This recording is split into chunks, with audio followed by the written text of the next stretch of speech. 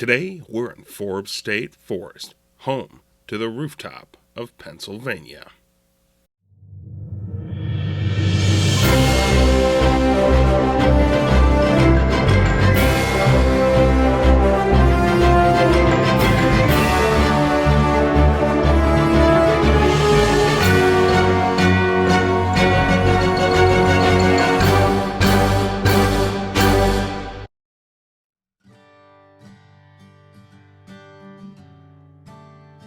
Hi, I'm Skye Marthaler. Welcome to Rooftops of America. Today, we're heading up to the top of the Keystone State.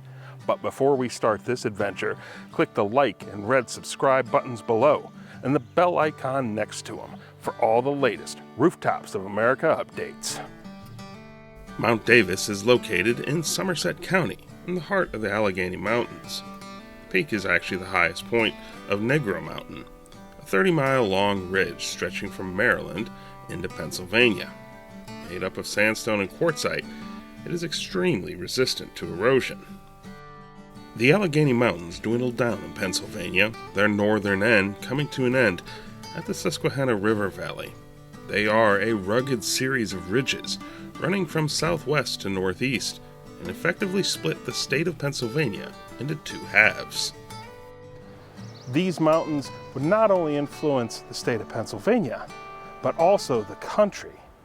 The Alleghenies are absolutely key to how the United States took shape early on, both politically, geographically, and culturally. Pennsylvania, as a political entity, has its roots in religion, a debt, and a restored monarchy.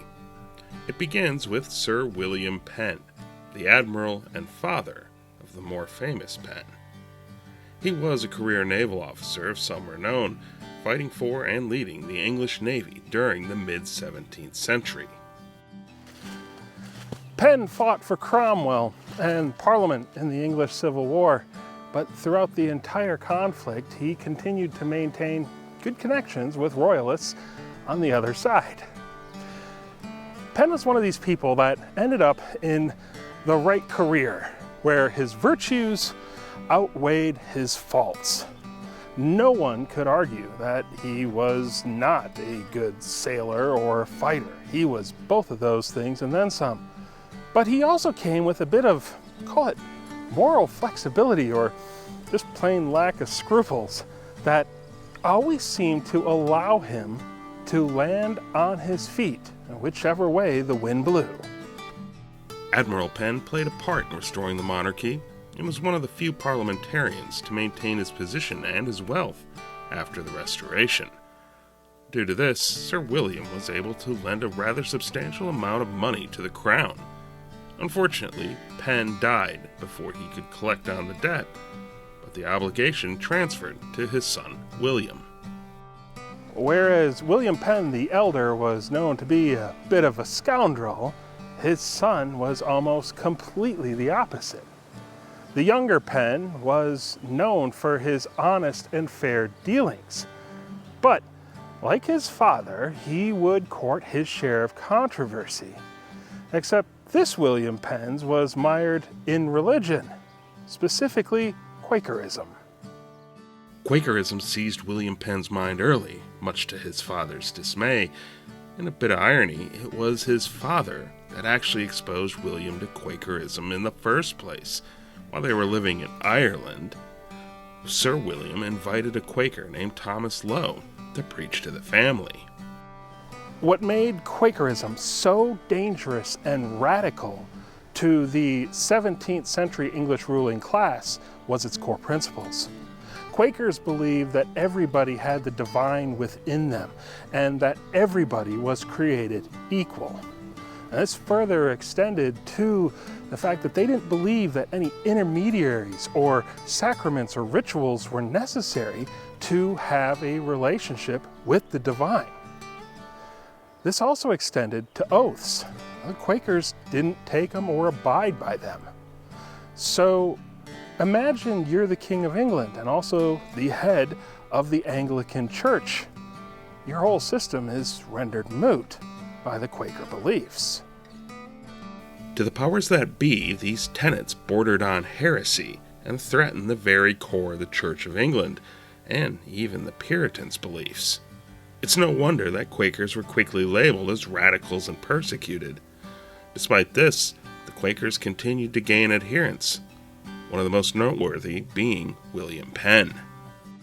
So, being a Quaker in 17th century England was a dangerous proposition. William Penn would find this out, making several trips to jail and even to the Tower of London. Not exactly the kind of place you want to go if you desire a long and healthy life. Penn, though, would stay true to his ideals and use that to his advantage, writing his greatest work while incarcerated in the Tower. Penn realized if he and his fellow Quakers were to be free to worship as they pleased, they would need to do it out of England, or even Europe for that matter. Influenced by the stalwart of early Rhode Island, Roger Williams, Penn turned his eyes to the New World and decided to leverage his strong royal court connections to acquire territory for his holy experiment. William Penn found himself in a position to negotiate for land in North America. Now, from Charles II's point of view, this had several advantages. Well, the first is it would absolve a debt that the crown owed. The second, well, this would extend the reach of the English in the mid-Atlantic colonies. There's also a third reason. This was an ideal way to ship potential malcontents to a land far away. Better a problem overseas than in your own backyard, so to speak. Of course, the Merry Monarch couldn't help but tweak William Penn's nose a bit by naming the new colony Pennsylvania, Sylvania being Latin for woods or forest, so this was basically Penn's Woods. Needless to say, Penn was aghast. Naming something after yourself was completely against his Quaker ideals. Charles still showed a modicum of grace and reassured Penn the name was actually in honor of his father, the Admiral, for his long service to England and the Crown. William Penn knew better than to argue, and begrudgingly accepted. The block of territory outlined in the charter that was to be Pennsylvania was essentially a rectangle with a bottom at 40 degrees and a top at 43 degrees latitude. From east to west, it was to run 5 degrees from a point of the Delaware River 12 miles north of Newcastle town. But if you look at an image of this, it looks nothing like the state of Pennsylvania we know today. To put it mildly, the colonial charters of the 17th century were a hot mess, fraught with errors from bad writing and even worse maps. The Pennsylvania colonial charter is no different. Every border of Pennsylvania, with the exception of the Delaware River, would be contested. While the stories of the northern and western borders are interesting, the only one we're concerned with as Highpointers is the southern one. Based on the original description of that border, the high point for the colony would have been Blue Knob, sitting at 40 degrees, 17 minutes, and 15 seconds north latitude. So how did Mount Davis become the state high point? Because its latitude is 39 degrees, 47 minutes, and 10 seconds. Well, the easy answer is, well, they shifted the border south. That leads to a follow-on question. Why'd they move it in the first place? If you want to understand how Pennsylvania's border ended up at 39 degrees, 43 minutes of latitude, you need to come to Philadelphia. According to the charter, that southern border of the new colony was to be a 12-mile circle from Newcastle that intersected with the 40-degree latitude line. There's just one really big problem with this description. The 12-mile circle from Newcastle, Delaware, comes nowhere near the 40-degree latitude line, and this little detail would create a whole lot of problems. When Penn founded Philadelphia, he did it on land that he had already purchased from local native tribes. There were also settlers already in the area from earlier Dutch and Swedish efforts. He wanted to settle in a place, now I'm going to paraphrase him here, he wanted to settle a large town or city in a convenient location on the Delaware River for health and ease of navigation. And the place he chose is where the Delaware River starts to open up into the much wider Delaware Bay. There was a problem, though.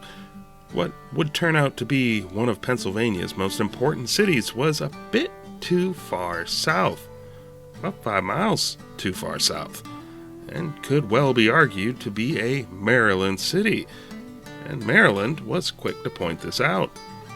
Their colonial charter placed their northern border at 40 degrees.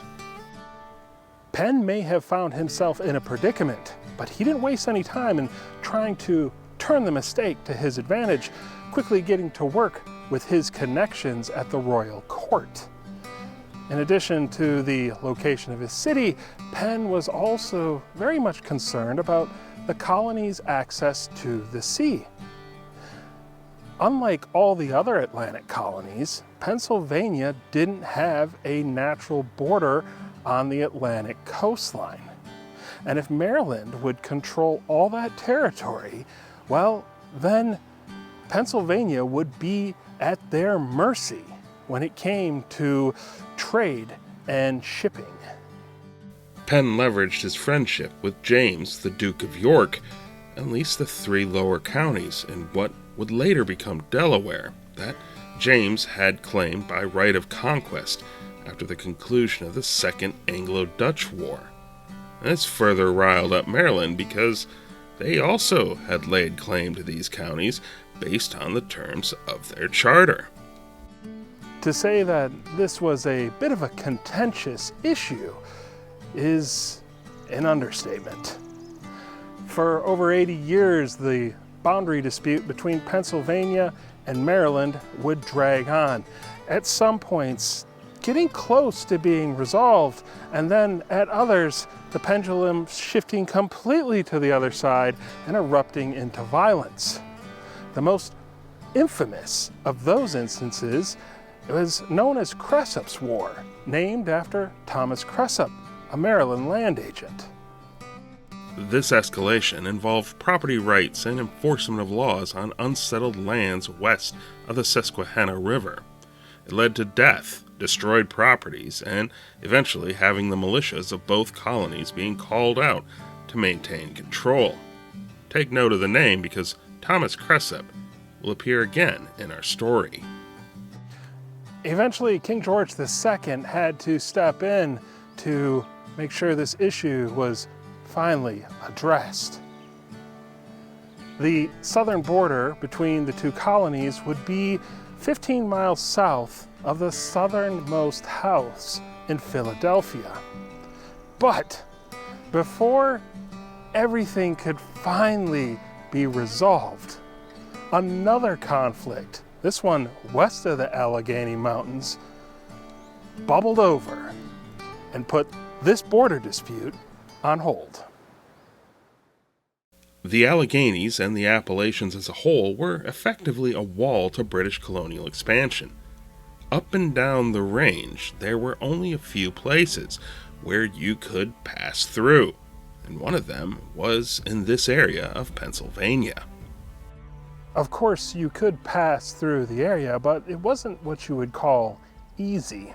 It might seem relatively straightforward today, but imagine trying to move through this terrain 300 plus years ago. Your best bet would be using a combination of river travel or going overland on trails made by the Native American tribes living in the area. And that's just moving as an individual. The situation becomes even more daunting when you're trying to move large amounts of people, wagons, and animals. The Alleghenies may not have been hot spots for settlement, but what lay beyond most assuredly was. The Ohio country had captured the eye of several major colonial powers back in the 17th century due to its rich resources, and by the middle of the 1700s the French were firmly entrenched in the region. The English also laid claim to this area, and American colonists were looking to expand. The key to the entire Ohio country was at a location known as the Forks of the Ohio. You know this better today as Pittsburgh. Now, what made this area so contested wasn't the land or the mountains, but the rivers themselves, or more importantly, where the rivers led to. Modern-day Pittsburgh sits on a confluence where the Allegheny River and the Monongahela River join to form the Ohio River. But if you control the Ohio River, you basically have a gateway into a majority of the United States interior. Navigable waters for thousands of miles in a variety of directions.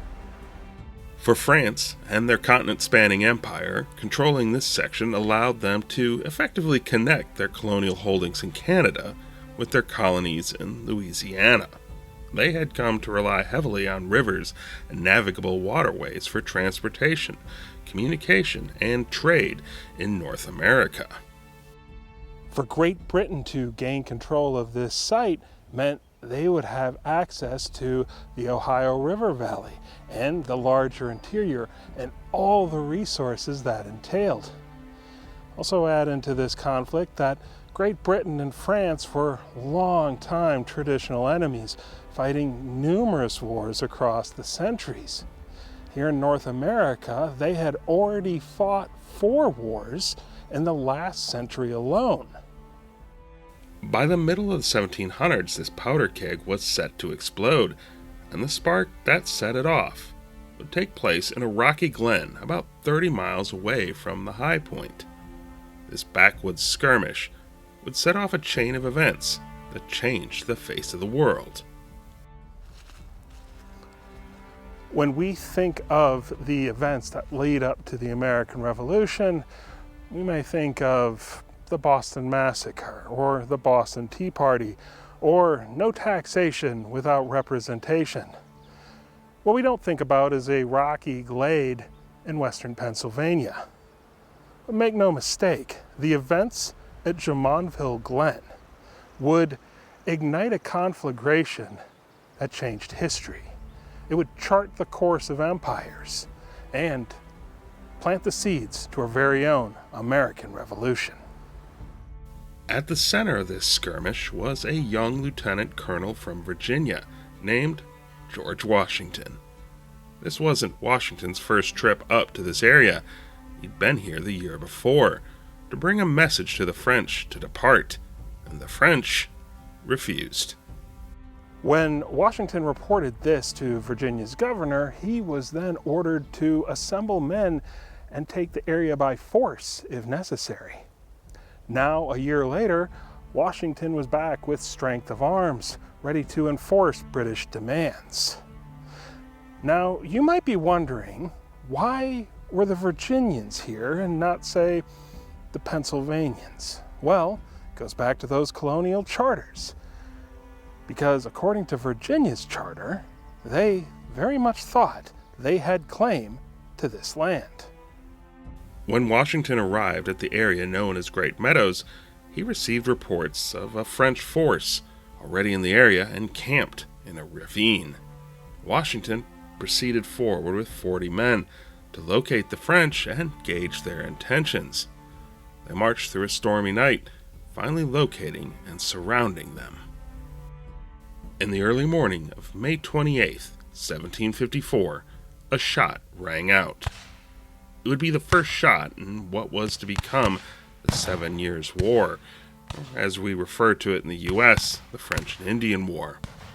Who fired first is unknown, but in the ensuing skirmish, 13 French soldiers were killed and 21 captured. Washington's force only had 1 killed and 3 wounded. After the French surrendered, their commanding officer, Ensign Joseph Coulon de Jumonville, who the glen is named after, was killed by one of Washington's allies, a Seneca chief named Half-King. According to the European rules of war at the time, this was a serious offense. This was a fiasco, and Washington knew it. He retreated back and established a stockade at Great Meadows, naming it Fort Necessity, and over the next month he would be reinforced to a strength of around 400 men.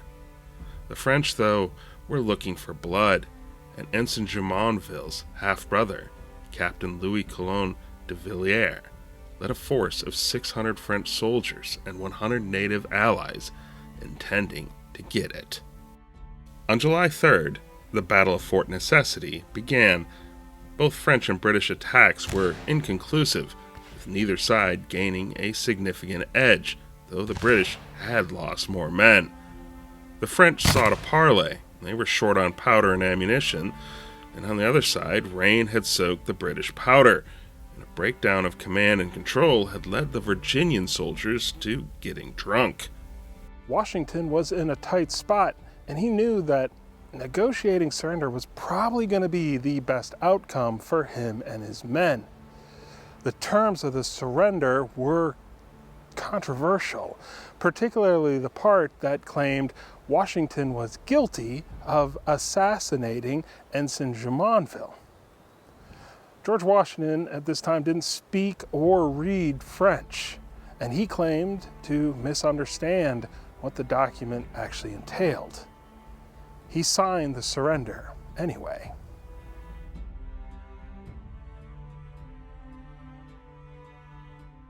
The skirmish at Jumonville Glen would be George Washington's baptism by fire, and the surrender at Fort Necessity would be the only surrender of Washington's entire career. Still, a rather inauspicious way to start said career. That said, Washington was now on course to achieve his destiny. Over the remainder of the 1750s and into the 1760s, the war would expand in scope, with conflicts breaking out on 3 continents with major consequences. The war would have long-lasting ramifications for this region as well. One of the biggest was the development of a rudimentary infrastructure to gain access to Fort Duquesne. Chief among these were the Braddock and Forbes roads. They'd bracket the area where Mount Davis sits, the former to the south and the latter to the north. The Braddock Road was named after General Edward Braddock. He oversaw its construction during his ill-fated expedition to oust the French from Fort Duquesne and seize control of the Ohio country. This was the first improved road to go over the Allegheny Mountains, effectively breaching this long-standing barrier. The other improved road was the Forbes Road, built to the north in 1758. This 220-mile road would be key for the British gaining control of Fort Duquesne and the Ohio country. It was also integral for the development of the Pennsylvania colony. The man overseeing its development was Brigadier General John Forbes. He's also the individual the Forbes State Forest is named after. When I say roads, I'm not talking anything asphalt or even like this improved dirt road right here. This is light years better in build quality than what they were actually putting in. That said, it was still a significant engineering effort that required hours and hours of backbreaking labor to even get a mile, as they negotiated around swamps, rivers, and just the all-around broken terrain. Both of these roads were designed to move large quantities of men, artillery, supplies, and animals. They made communication and trade easier between the east and west parts of Pennsylvania, and provided a gateway for westward expansion. Both of these roads would turn out to sort of be a Pandora's box for Great Britain. They did allow them to seize the Ohio country, and they opened up the way for colonial expansion. Unfortunately, now that that new territory was theirs, it was sort of a political hot potato. The Native American tribes there were strongly opposed to any colonial settlement on their territory, and they were willing to fight for it. Great Britain realized that if it wanted to maintain control, concessions would have to be made. After the war, King George III issued the Proclamation of 1763, effectively closing off westward expansion beyond the Appalachians. The line marking this boundary ran right down the eastern continental divide. This outraged American colonists who thought they had a right to this new territory and planted another seed for revolution. This area of wilderness saw its fair share of fighting in the early days of the war. In addition to the assault on Fort Duquesne, the western frontier had to deal with raids from the French and their Native American allies. According to legend, it's from one of these raids the mountain gets its name. Enter our friend Thomas Cressup again.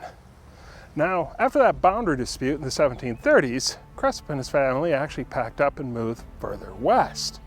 And at the start of the French and Indian War, almost 20 years later, Cressup was thought to have the furthest most homestead in western Maryland. Now, that's a bit of a misnomer. It was more of a fortified trading post. Regardless, its location made Thomas Cressup a target, an ideal person to be raided. Now, Cressup may have been a rogue, but he was not lacking in courage. Cressup would lead several raids against the French and their allies. In one version of the legend, he led a force against a band of Native Americans loyal to the French who were on the mountain. Included among the colonists was a black slave named Nemesis. When the fighting broke out, Nemesis fought valiantly and was killed. Cressup named the mountain after the man's race to honor him. And that's the bit that has stirred controversy over the name of this mountain. Now, there have been several attempts over the years to rename it. And frankly, I think it should be as well. Because instead of naming it after the race of a slave, we should at least acknowledge the man who fought and died here. With the conclusion of the French and Indian War, it was finally time to settle the border between Pennsylvania and Maryland once and for all. The boundary issue had escalated enough through the decades that outside experts were called in to survey the exact boundary. Enter Charles Mason and Jeremiah Dixon. These two individuals have come up before when we looked at Ebright Azimuth and Delaware's border. Mason and Dixon were considered the premier surveyors in Great Britain, and their reputation was big enough that it said Ben Franklin himself recommended them to Maryland and Pennsylvania. Their primary purpose was to finally put to rest the actual location of the boundary. Other than the occasional boundary stone, few physical remnants of Mason and Dixon's work remains. The location of their observatory near Philadelphia is only commemorated with a stone in a field known as the Stargazer's Stone. Their work on the main border between Pennsylvania and Maryland would actually commence in April of 1765 and would continue through October of 1767. In that time, they would survey 233 miles of border, most of it wilderness. They didn't quite make it, though, to Pennsylvania's modern southwest corner. They were stopped short by hostile tribes by just 31 miles. When it was all complete, it was deemed a remarkable feat of surveying, and the acceptance of its results by both colonies would officially close the book on the Maryland and Pennsylvania boundary dispute. The border, though, became only one small part. The Mason-Dixon line took on additional meaning, still used today as a cultural reference, as the separation between the North and the South.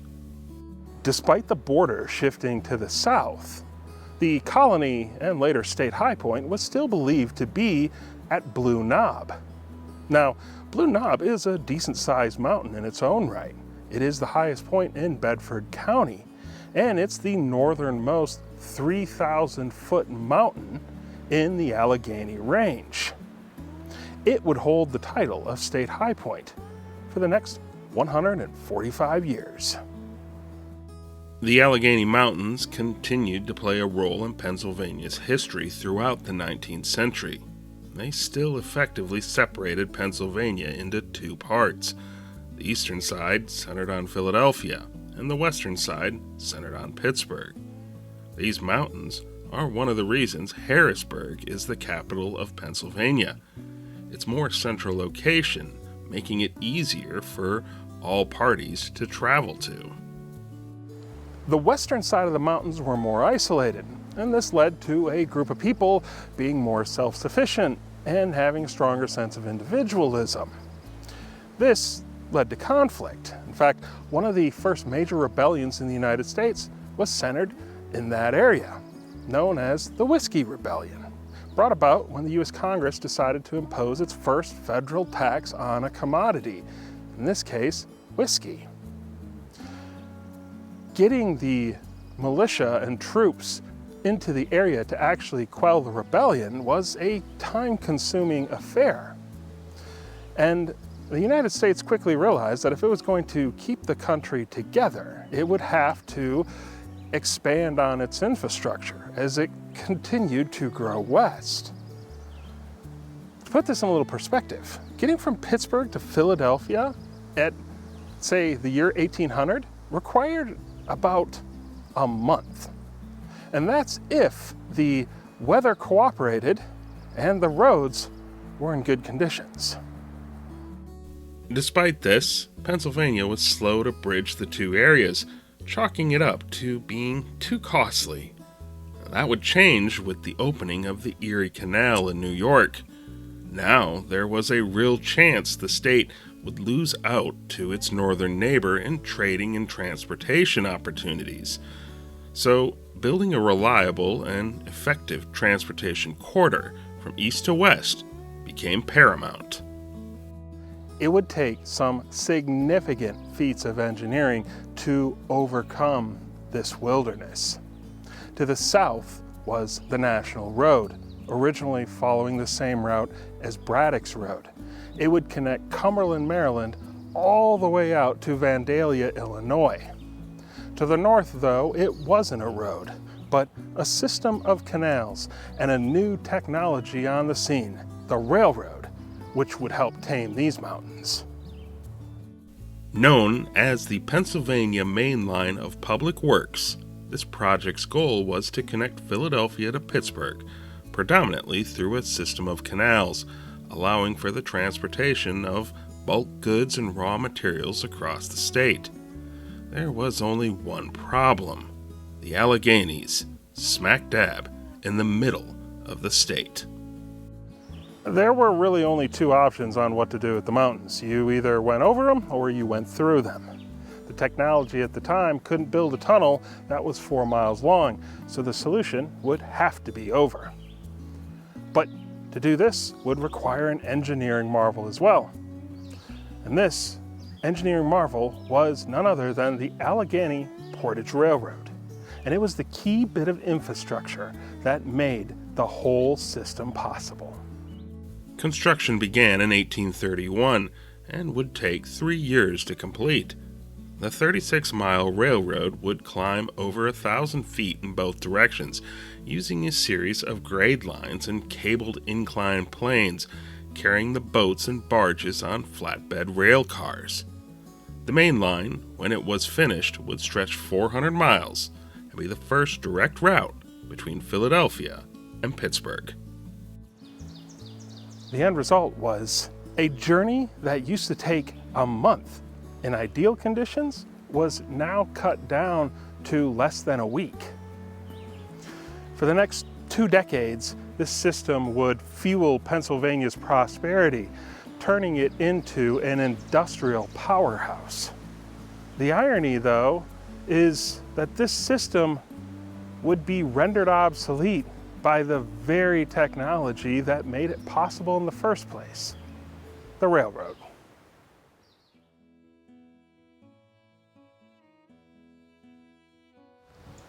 Mount Davis lies in a natural wind quarter, and it makes the temperatures here cooler than in the surrounding environs. In fact, Mount Davis has recorded some of the coldest temperatures in Pennsylvania history. It also gets some of the highest snowfall in the eastern U.S. Looking around you, you can see the effects of this colder climate. You'll notice the trees up here are a bit more stunted and gnarled, creating a more alpine feel than you may expect to find in this part of the world. These lower temperatures ensure that this high point experiences frost pretty much every month of the year. And it's that aspect that creates one of the unique features that you'll find up here. You'll see all these boulders lying around the summit. These are known as sorted stones, and they're the result of periglacial activity, also known as frost heaves. And it's that freezing and thawing of the ground, that constant contraction and retraction, that forces these boulders up into the patterns that you see. As mentioned earlier, settlement here was slow. Even today, this part of the state is sparsely populated. You can look at a population density map of Pennsylvania and pretty much tell where the Alleghenies run. But settlers did come to the area, and Mount Davis would be transformed by their activities. As pioneers settled in this region, Mount Davis would transform into a site of industry. In the late 18th century, coal and limestone deposits were discovered and mined. In the early 1800s, you could find pine tar kilns here, pine tar being an essential commodity for Philadelphia's shipbuilding industry. Later on, this place would be extensively logged. They even used the clay here. Because of its quality, it was ideal for making bricks and tiles. Even today, Mount Davis still plays a role in industry, this time in sustainable power generation. Due to its location, it is an ideal candidate for windmills. The slopes of the mountain were also farmed, a trend that still continues to this day. Two of the local legends both have roots in that farming tradition. The one is more morbid than the other. The first of these is the wild child of the mountain. In 1830, the Schultz family had a farm on the slopes of this mountain, and like other farms of the time, they let their cattle graze in the woods. They sent their daughter, Lydia, age 10 or 13, depending on the source, to go gather them up and herd them home. Except she didn't return. In fact, she just disappeared. The neighbors and the family searched high and low for her, to no avail. It wasn't until several months later that they actually found her, living wild, off the land, foraging for food. She had, in some ways, gone a bit feral, but they did find her and bring her home. Eventually, she would get married and have several children. She'd still pass away young, at age 27. The other legend happened in a location adjacent to the summit. Across the road, you'll find a parking area for the Bauman Rocks. These rocks are named after the Bauman family and became notorious for the event that unfolded here. A quick note, if you decide to explore the rocks, take care. There are some significant drops, and they get really slick in the rain. They're also perfect places for snakes to hide. Henry Bauman was another farmer who lived on the mountain, and he was known as a man with a dangerously short temper. One snowy day, him and his two sons were out looking for their cattle. The younger of the two boys, August, was slowing the search, and Henry's short temper flared up, and he erupted at the boy, striking young August across the head with a stick, knocking him unconscious. Henry panicked, thinking that he had actually killed the boy, and he hid the body here in the Bauman Rocks. Later on, he returned, but August's body had disappeared. Several searches for the boy were held, but to no avail. Eventually, the truth came out, with the elder son testifying against the father. Henry Baughman would be convicted and incarcerated for second-degree murder. There is no happy ending to this story. August Baughman didn't miraculously show up one day. In fact, several years later, bones were discovered about 8 miles away from here in a swamp. And when they were investigated, were believed to be those of a 12-year-old boy. And that meant August Baughman, who died lost and alone in the woods.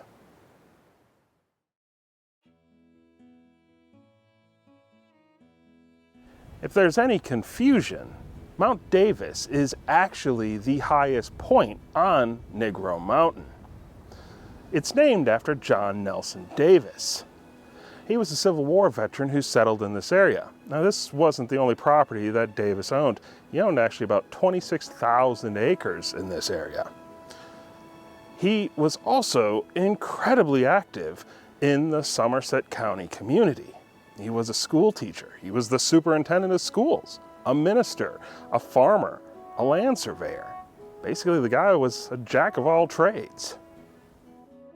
In addition to his many other roles, Davis was also a naturalist, and this mountain would become something of a personal project of his. At the time, it was known as the Davis Plateau.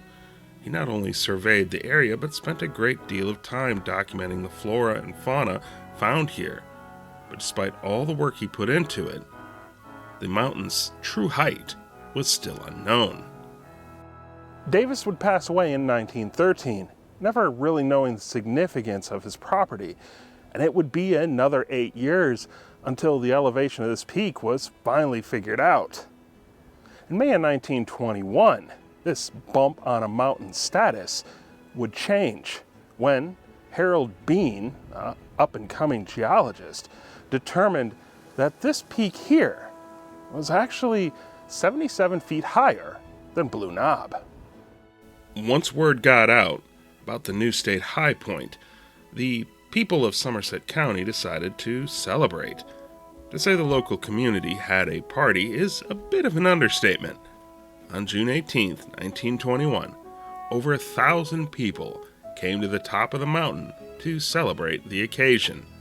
It may have been the largest gathering of individuals on the summit.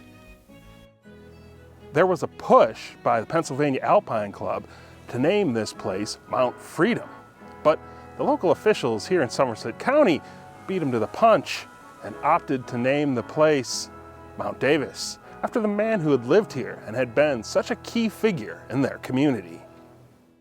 These days, getting to the summit is a rather straightforward affair. Your first big landmark is this big blue sign off Mount Davis Road. Just a quick note, this sign is not the high point location.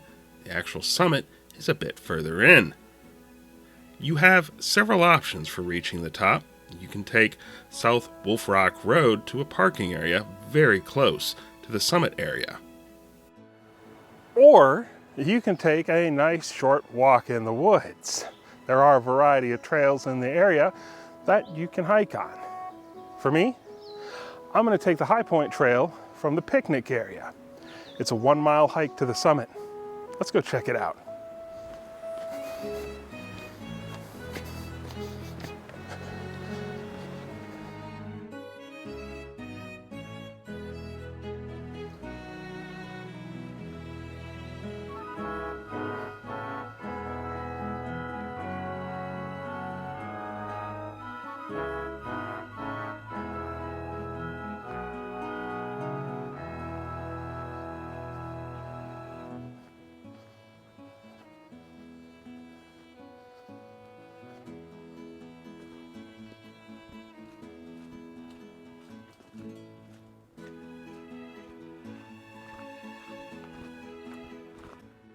Once you arrive, you'll notice a few things. One is it does have a nice summit area with several information plaques describing the geology and history of the peak. But you'll also notice there is no view to be had due to all the trees. Fortunately, if you want a more scenic view, then you can get one. You just need to head up the observation tower. A quick word of caution about the tower. These metal steps can get slick in wet and icy conditions, so take a bit of care when going up and down.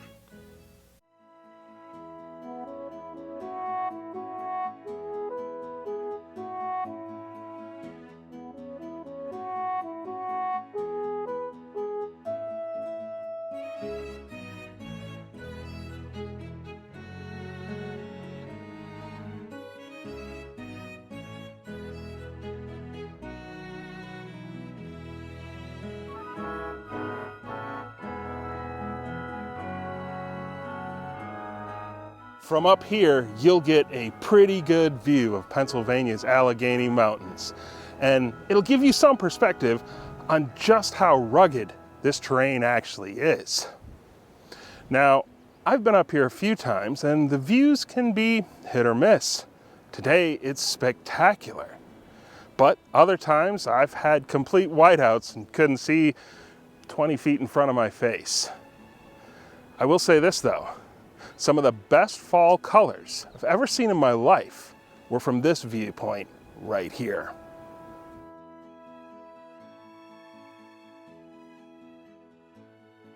Finding the actual benchmark for the summit can be a little tricky as well. At the base of the tower, you'll spy several boulders just a few yards from you.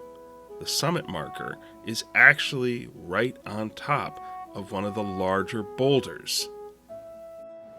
And here we are on the summit of Mount Davis, the rooftop of Pennsylvania. With an elevation of 3,213 feet, this is the 33rd highest state high point in the USA. I'm Skye Marthaler. Thanks for joining me on this episode of Rooftops of America. Before you go, click that like and red subscribe button below, and I'll see you soon.